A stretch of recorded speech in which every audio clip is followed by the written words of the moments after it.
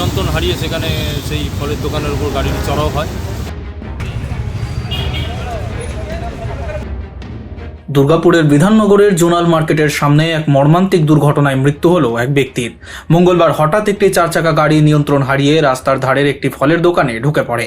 সেই সময় দোকানের সামনে ফল কিনতে দাঁড়িয়েছিলেন কয়েকজন ক্রেতা। গাড়ির ধাক্কায় গুরুতর আহত হন 55 বছর বয়সী এক ব্যক্তি।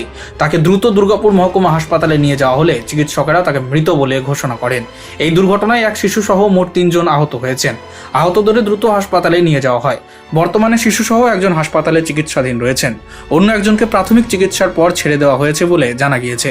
ঘটনার খবর পেয়ে পুলিশ ঘটনাস্থলে পৌঁছে পরিস্থিতি নিয়ন্ত্রণে আনে। গাড়ির চালক ও দুর্ঘটনাগ্রস্ত গাড়িটিকে আটক করে নিয়ে যায় দুর্গাপুর নিউ টাউনশিপ থানার পুলিশ। কী কারণে গাড়িটি নিয়ন্ত্রণ হারায় তা খতিয়ে দেখছে পুলিশ।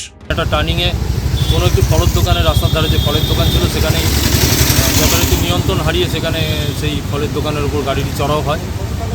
এর ফলে ফলের দোকানের একজন যিনি ফল কিনতে এসেছিলেন তিনি ঘটনাস্থলেই মারা গেছেন এবং তারপরে আরও 2 জনকে ইনজিওর্ড অবস্থা হসপিটালে ভর্তি করা হয়েছে। এটা আমরা দোকান করি ফুটপাতে বাদিক করে, একটা বাইক এখানে দাঁড়িয়েছিল আর আমরা ফুটপাতে আরেকটা দোকান দাঁড়াই এখানে।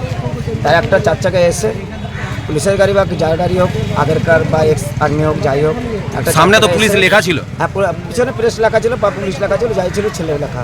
তারা এসে ডাইরেক্ট আমি বসেছিলাম, সামনে আমার ওয়াইফ ছিল, পিছনে বসে আমার ছেলেও ছিল বসে। তা সত্ত্বেও মানে এমনভাবে এসে মারলো। আমার বাইকটা একটা বাইক গাড়ি ছিল, আমার কাস্টমার গাড়ি ছিল একটা, সেই কাস্টমারটা স্পটেই মারা গেছে। আর বাইকটা চলে গেছে আমার দোকানের ভিতরে।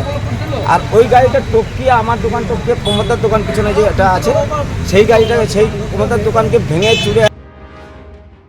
Bureau report, street voice digital.